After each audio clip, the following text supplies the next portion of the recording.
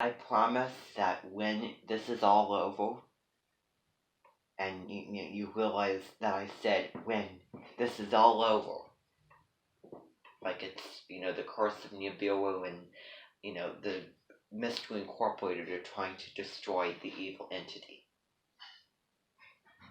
Think of Dragon Rider as the guilty pleasure as best you can. Think of we're really interested in focusing on. But think of this as the work, the burden, but what needs to be done. The crystal sarcophagus that needs to be destroyed. And the only way that it can be destroyed is to fully read it. Oh, well, now it's starting to sound like a mystery. Now I'm getting hooked. So I will reward you if you can prove to me that you can balance. Now, I would have said different things had it been August of 2018, but my experiences have proven otherwise. So, I want you all to turn and I will begin to read it. Now, I recall there was a scene in a series of unfortunate events. Remember the scene when Klaus and Violet Baudelaire and Sunny as well went into that big room with all the files, and they said, "Oh, think of how many files there are to read." The guy was like, "No, you don't read the files. You just open it up, glance at it, and then put it away and never see it again, and just have them stored there." It's kind of a similar thing. I will touch. So that's what we're going to be doing. I might get excited about it, I might get interested in, but what happens in this room stays in this room. And I know that doesn't sound like me. I know that it's going to make you want to do the opposite. But that is the way for you to commit, to focus. And you're wondering, why am I doing this? Well, I don't feel like keeping it in. I feel like, so that I can feel more content is by showing it and releasing it out to you. That's it. That's why we're doing this. Because to pull things in, to bottle emotions in, no, you don't do that. Rather have the truth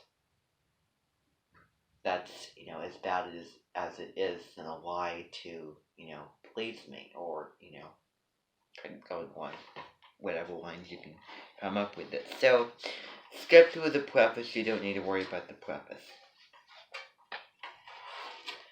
Now, on chapter 1, how many pages does it last? 1, 2, 3,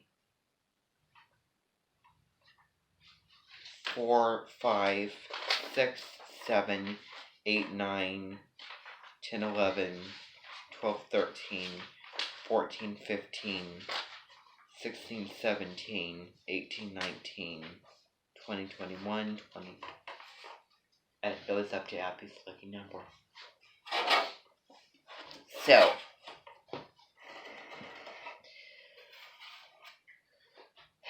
I'm just gonna be right back. So remember, this is not going to be the kind of thing that you're going to, sit down and really get into and read. That's not why we do this.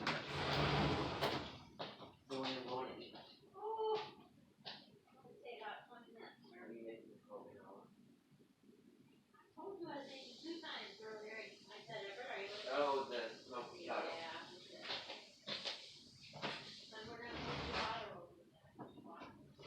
Okay, how many minutes?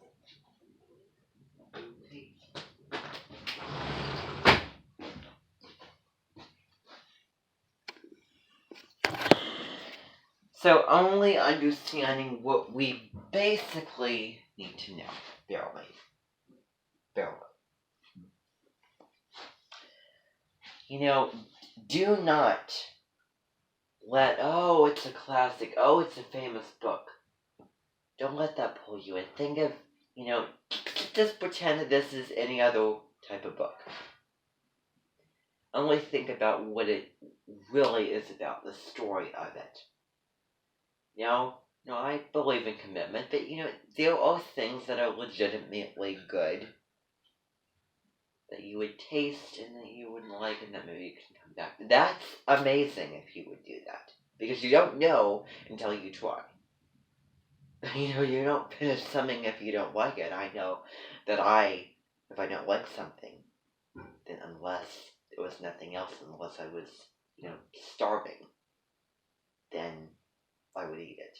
But that's extreme because I'm a very, very open person. I'm just saying that. I'm not saying that, all of you aren't, but I'm an open individual. I have a pretty darn wide palette in most things I like. Based off of the quality, not so much the quantity, but I do believe that if something's good, it should be in plentiful amount, and, vice versa. So, I think that I got it across. So, don't feel guilty that we're doing this way. Don't feel, like I missed out on an opportunity. Don't worry about that.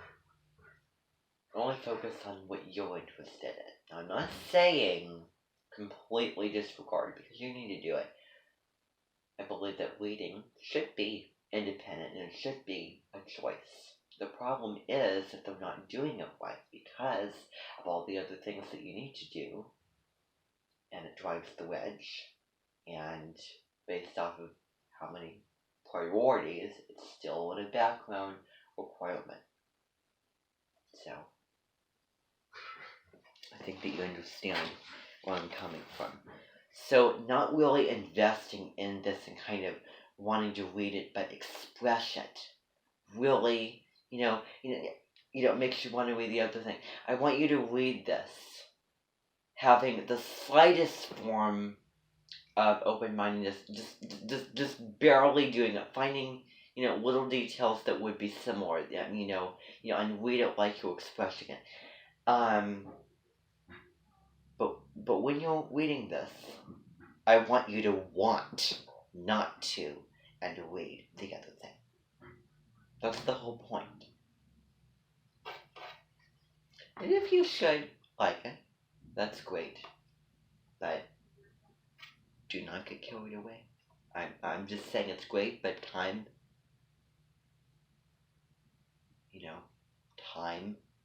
and then after you're done, start something else. Don't get carried away. But still, fellowship. But so I think that you get what I'm saying. So anyway, and even prior, I have discovered the same exact thing before I even taught. Just a year before it happened. Good luck. Now, here it goes.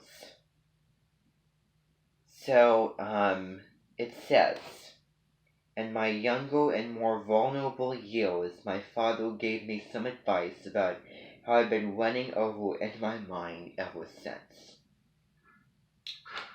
When you're reading it, like, you don't get so much into it. You don't absorb it. Not into it. So whenever you feel like criticizing anyone, he told me, just remember that all the people in the world haven't had the advantages that you've had. So that's a good piece of advice. You might be somebody who lives in a mansion, for example. You might have a lot of money. There might be somebody else that is not so fortunate, like Santiago, the old man in the sea. Think of that. So, have the humility. Again, expression, drawing connections to express this thing. So I want you to think about that.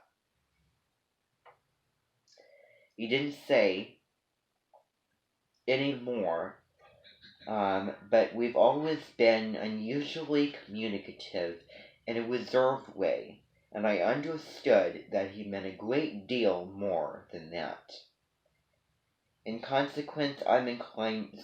So remember that this, I believe. Remember this, I believe, where you looked at different essays and maybe it came from family.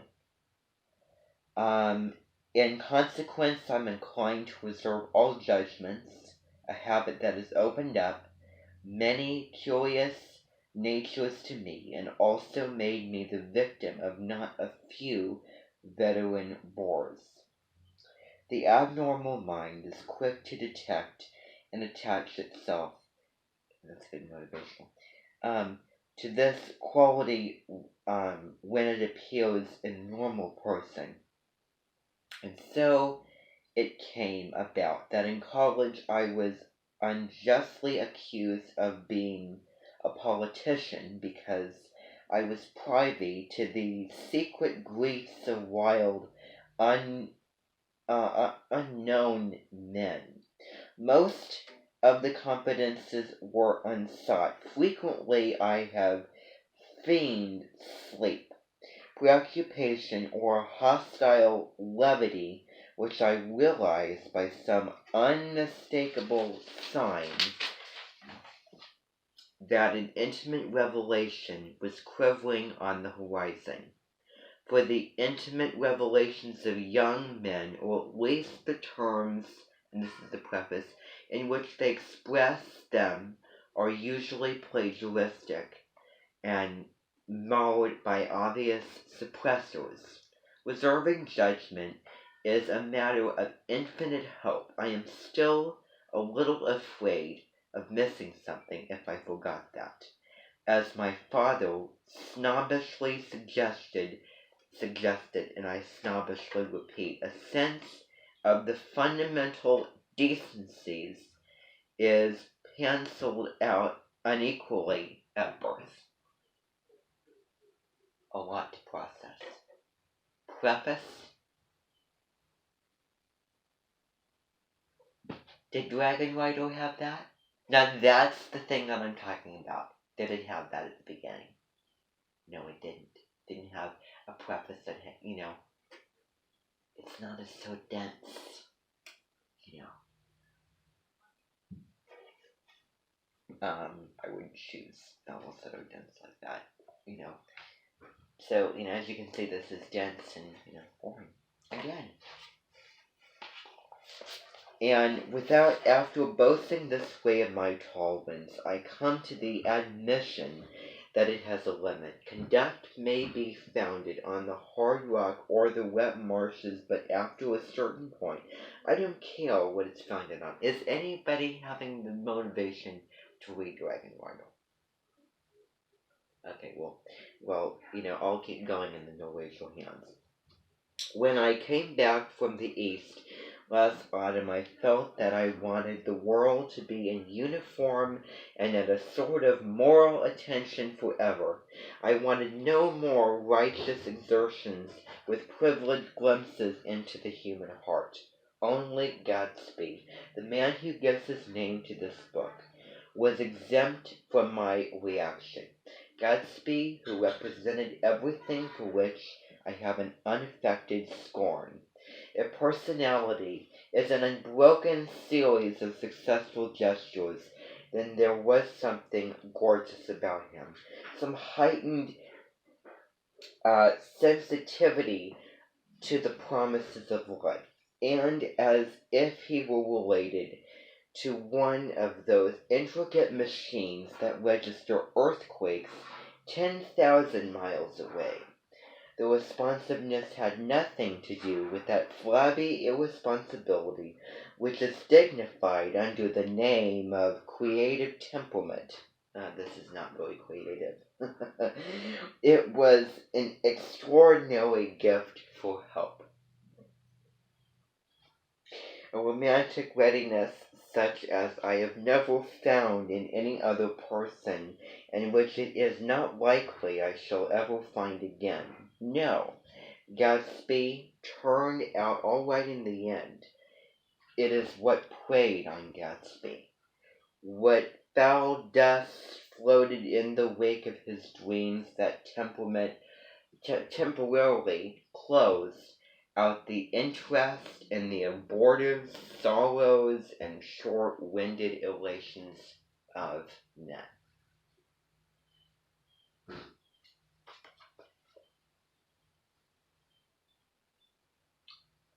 When you're reading Dragon Rider, was there passages like that where you have to really think about what he's trying to say? I don't really think so. So, I have no idea what he's talking about. No idea. And guess what? I could kill less. This is the whole point, is that you could kill less, including myself. So, how many pages do we have left? Let's see here. Okay. We're gonna stop. Maybe you can go over that and try to detect what the heck that was.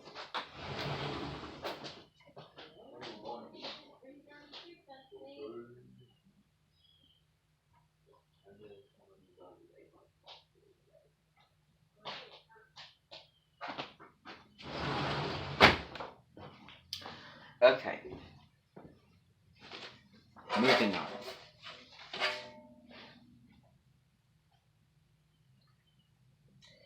My family have been prominent, well-to-do people in this middle western city for 3 generations.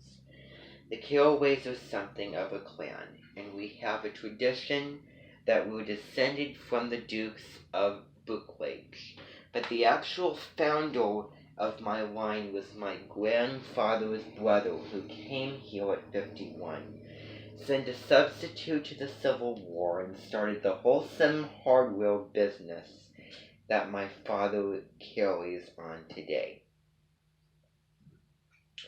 I never saw this great uncle, but I'm supposed to look like him, with special reference to the rather hard-boiled painting that hangs in father's offices.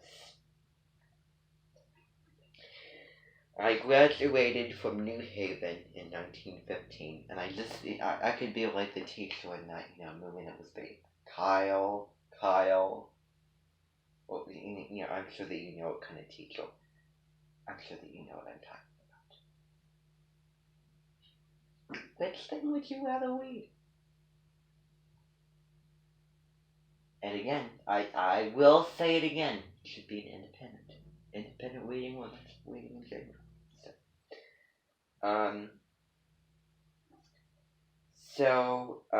Let's see. So I decided to go east and learn the bond business. Everybody I knew was in the bond business, so I suppose it could support one more single man. All my aunts and uncles talked it over, so they were choosing a prep school for me, and finally said, "Why, yes," with very grave, hesitant faces. Father agreed to finance me for a year, and after various delays, I came in permanently, I thought, in the spring of 22. Oh, here's something else. Try to find connections to Dragon Rider. The practical thing was to find rooms in the city, but it was a warm season, and I had just left the country of wide lawns and friendly trees. So when a young man at the office suggested that we take a house together in a commuting town, it sounded like a great idea. He found the house, a weather-beaten cardboard bungalow at $80 a month. But at the last minute the firm ordered him to Washington, and I went out to the country alone. I had a dog, or at least I had him for a few days until he went away. And an old Dodge and a Finnish woman who made my bed and cooked breakfast and muttered Finnish wisdom to herself over the electric stove. It was lonely for a day or so until one morning some man, more recently arrived than I, stopped me on the road. "How do you get to West Egg Village? And don't feel guilty about it." He asked helplessly. I told him, and as I walked on, I was lonely no longer. I was a guide, a pathfinder, an original settler. He had casually conferred on me the freedom of the neighborhood. And so, with the sunshine and the great bursts of leaves growing on the trees, just as things grew in fast movies, I had that familiar conviction that life is blowing over again with the summer. There was so much to read for one thing, besides this, and so much fine health to be pulled down out of the young breath-given ale. I bought a dozen volumes on banking and credit and investment securities, and they stood on my shelf in red and gold like new money from the mint, promising to unfold the shining secrets that only Meadows and Morgan and Mussiness knew. Those were the only things that he had the interest in. And I had the high intention of reading many other books besides. I was rather literary in college. One year I wrote a series of Barry Solomon and obvious reports for the Yale News. And now I was going to bring back all such things into my life and become again that most limited of all specialities, the well-rounded man. This isn't just an epigram. Life is much more successfully looked at from a single window, after all. Single window? I have to disagree. Life is, no, okay. Life is, okay, you know what? That's rich. That is so rich. That's so rich, because, okay. Now, you need to understand, everybody, that the Old Man and the Sea and the lessons that it taught about, humility, life is not only looked at from one window. Now, when I say one window, focus comment on that one window. In general, however, if you can, have the humility to, to understand that your view is not the only view of the world, then it vastly improves. And, don't take it from me, take it from Greta. But life is viewed through, different views, because there's not one person, there's not one interest, there's not one culture or cuisine, there's not one language. That's wrong. Wrong. Life is viewed best from all different kinds of viewpoints, all different kinds of perspectives and all those things. Basically black and white. Isn't that a little bit boring after a while? I think so. It was a matter of chance that I should have rented a house in one of those strangest communities in North America. It was on that slender righteous island which extends itself due east of New York, and where they are, among other natural curiosities, two unusual land formations. 20 miles from the city, a pair of enormous New Havens, identical in contour and separated only by a courtless bay, just out into the most domesticated body of salt water in the Western Hemisphere, the great wet barnard of Long Island Sound. They are not perfect ovals like the New Haven in the Columbus story. Okay, that's so... Okay. Shape? Yes. Egg? So it is again. So, but their physical resemblance must be, so this is the difference I'm talking about, must be a source of perpetual confusion to the gulls that fly overhead, to the wingness a more arresting phenomenon, to their dissimilarity in every particular shape and size. I lived in West Haven, the less fashionable of the two, though this is a more superficial tag to express the bizarre and not a little sinister contrast between them. So does this make you want to read the other book? So anyway, the house was at the very tip of the egg, metaphorically speaking, only 50 yards from the sound and squeezed between two huge places that rented for 12 or 15,000 a season. The one on my right was a colossal affair by any standard. It was a factual invitation of some Hotel de Ville in Normandy, with a tower on one side, spanking new under a thin beard of raw ivy, and a marble swimming pool, and more than 40 acres of lawn and garden. It was Gatsby's mansion, or rather, as I didn't know Mr. Gatsby, it was a mansion inhabited by a gentleman of that name. My own house was an eyesore, but it was a small eyesore and it had been overlooked. So I had a view of the water, a partial view of my neighbor's lawn, and the consoling proximity of millionaires, all for $80 a month. Wouldn't you rather be flying on a dragon? Across the Courtesy Bay, the white palaces of fashionable East Haven glittered along the water, and the history of the summer really begins on that evening I drove over there to have dinner with the Tom Buchanan family. Daisy was my second cousin once removed, and I'd known Tom at college. All just after the war, I spent 2 days with them in Chicago. Her husband, among various physical accomplishments, had been one of the most powerful ends that ever played footballs in New Haven.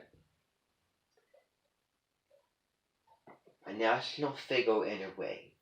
One of those men who reached such an extent, well, we'll get into it, not for this though, an acute limited excellence at 21, that everything afterwards, saviors of anticlimax. His family was enormously wealthy. Even in college, his freedom with money was a matter for reproach, but now he'd left Chicago and come east, in a fashion that rather took your breath away. For instance, he brought down a string of polo ponies from Lake Forest. It was hard to realize that a man in my own generation was wealthy enough to do that. Polo ponies?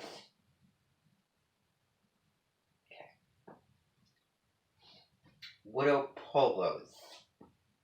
I know what polio is. What are polos?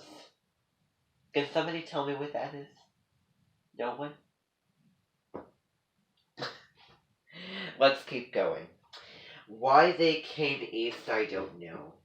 They had spent a year in France, but no particular reason, and then drifted here, and then unrestfully whenever people played polo. Oh, that's what it is. I don't know what game that is. Okay, sir. Okay. I don't know what kind of game that is. And we're rich together. This was a permanent move, and Daisy over the telephone, but I didn't believe it.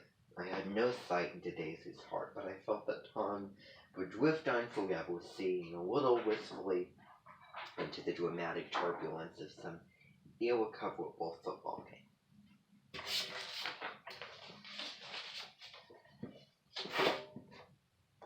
You're wondering why I was reading it fast. That is the key. We'll talk about it. We will talk about it. But in moderation. So, we'll get back to it tomorrow. We'll get back to it tomorrow and continue. And we'll start a little bit earlier. Thank you, everybody.